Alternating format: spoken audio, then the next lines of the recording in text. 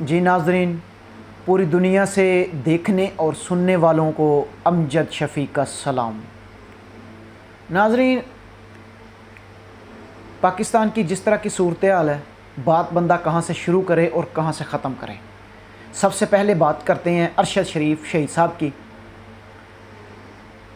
ناظرین، آہستہ آہستہ چیزیں سامنے آ رہی ہیں کہ ان کو بڑی اذیت دے کے مارا گیا ہے۔ کیوں؟ اگر آپ نے مارنا ہی تھا تو آپ اسے فائر مار دیتے، ٹھیک ہے، آپ کا غصہ دور ہو جاتا، آپ کے سچ نہ دنیا کے سامنے آتے، آپ کی ضد، آپ کا غصہ، آپ کی دشمنی ختم ہو جاتی۔ اس کو بیچاروں کو ڈنڈوں سے مارنے کی کیا ضرورت تھی؟ اس بیچارے کو اس کے ناخن کھینچنے کی کیا ضرورت تھی؟ یار، جب آپ لوگ سوچیں، جب اس پہ تشدد ہوتا ہوگا، اس کے منہ سے کتنی بار نکلا ہوگا ہائے ماں، ہائے ماں، ہائے ماں، اور اس کے منہ سے کتنی دفعہ یہ پاکستان نکلا ہوگا، پاکستان کی مٹی کو اس نے کتنی دفعہ پکارا ہوگا، اپنی بیوی کو، اپنے بچوں کو اس نے کتنی بار، کتنی اذیت سہ سہ کے اس نے پکارا ہوگا۔ جب اس پہ ڈنڈوں کی بارش ہوتی ہوگی، جب اس کے ناخن کھینچے جا رہے ہوں گے، اس کے اوپر کیا بیت رہی تھی؟ یار سوچا ہے کبھی؟ میں اپنی ایک بات بتاتا ہوں، جب ہم اسکول کا دور تھا ہمارا، تو ہم اسکول میں پڑھتے تھے، سردیوں میں جب ہمیں ٹیچر ایک چھڑی مارتے تھے، سوٹی جس کو کہتے ہیں، مارتے تھے تو جان نکل جاتی تھی۔ اوئے ہوئے ہوئے، اے ارشد شریف، اللہ تجھے جنت میں جگہ دے اور ان خبیث لوگوں کو اس طرح کی موت دے کہ یہ مرنے کو ترسیں۔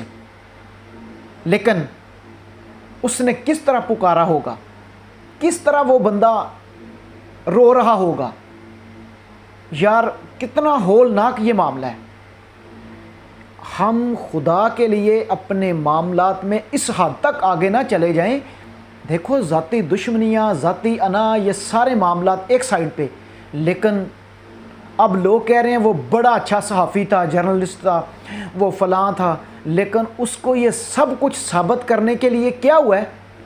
اس کو مار کھانی پڑی، اس کو گولی کھانی پڑی، اس کو پیک ہو کے کینیا سے پاکستان آنا پڑا۔ تب جا کے لوگوں نے بولا کہ وہ بڑا اچھا تھا، بڑا کمال آدمی تھا، شہید فیملی کے، اس کا شہید فیملی تھی، اس کی باپ ابا جان اس کے شہید ہوئے، اس کے بردر بھی شہید ہوئے۔ لیکن جب وہ زندہ تھا تو ہم لوگ، میں کسی کو کیا دوش دوں یار، ہم لوگ اس کے اوپر کتنی ایف آئی آر تھی؟ تقریباً 16 کوئی کہہ رہا ہے، کوئی 18 کہہ رہا ہے، تقریباً 18 ایف آئی آر تھی۔ وہ کیوں بھاگا؟ کس وجہ سے بھاگا؟ کون تھا وہ شخص جو اس کا پیچھا کرتا رہا؟ پاکستان میں، دبئی کے بعد کینیا میں، اس بندے کو کیا تکلیف تھی ارشد شریف صاحب سے؟ کیونکہ پاکستان میں اس نے اس کو نکال دیا، دبئی چلا گیا، دبئی سے بھی نکلوا دیا، پھر کینیا چلا گیا، کینیا جا کے اس کا پیچھا نہیں چھوڑا اس نے۔ اور دوسری بات، اس کی والدہ انصاف کو رو رہی ہے، ہر روز دستک دے رہی ہے ایک نئے دروازے پہ، لیکن اس کی بات سننے کو تیار نہیں۔ ہم قید کے پاکستان میں رہ رہے ہیں، ایسا تو ہوگا۔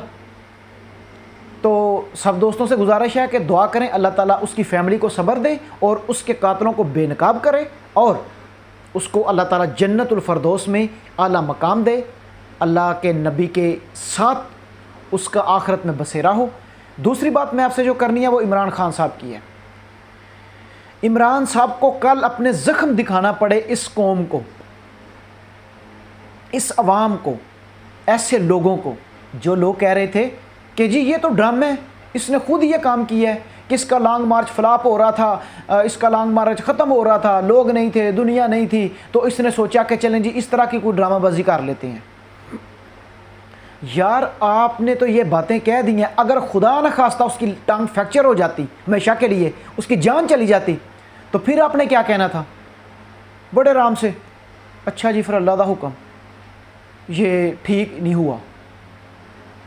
آپ اپنی سیاسی دشمنی میں اس حد تک آگے نہ چلے جائیں کہ ایک دوسرے کی آپ کو جان لینی پڑے۔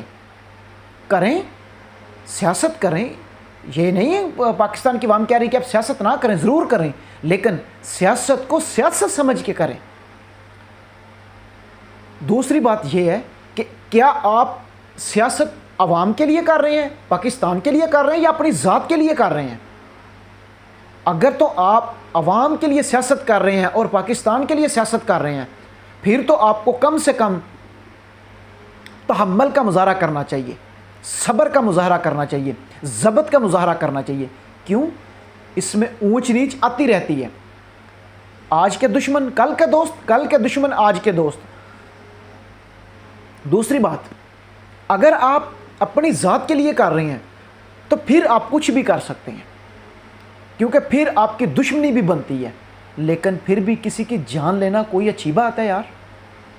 خدا کے لیے، ہم تو غریب لوگ ہیں، یہ ایک چھوٹے طبقے کی آواز ہے، اور آپ اقتدار کے لیے، مقصد کے لیے، مطلب کے لیے، ذات کے لیے، مفاد کے لیے، اپنے آپ کو بڑے جمع کروانے کے لیے آپ تو کسی کی بھی جان لے سکتے ہو۔ پاکستان میں کوئی شخص محفوظ نہیں ہے، کسی کے اوپر بھی گولیاں چل سکتی ہیں۔ سابقہ وزیر اعظم کے اوپر اگر فائرنگ ہو سکتی ہے تو میں اور یہ آپ لوگ کیا ہیں؟ خدا کے لیے ان چیزوں سے باہر نکلیں۔ پاکستان کو لوگ حقارت سے کیوں دیکھ رہے ہیں؟ اس کی سب سے بڑی وجہ کیا ہے؟ یہ شدت پسندی ہمارے اندر سے کب ختم ہوگی؟ چاہے وہ اسلام کی ہو، چاہے وہ کسی انسان کی ہو، چاہے مذہب کی ہو، چاہے کسی پارٹی کی ہو۔ یہ شدت پسندی نہیں اچھی چیز، اس سے نقصان ہوتا ہے، آنے والی نسلیں تباہ ہوتی ہیں۔ خدا کے لیے اس کو ختم کریں۔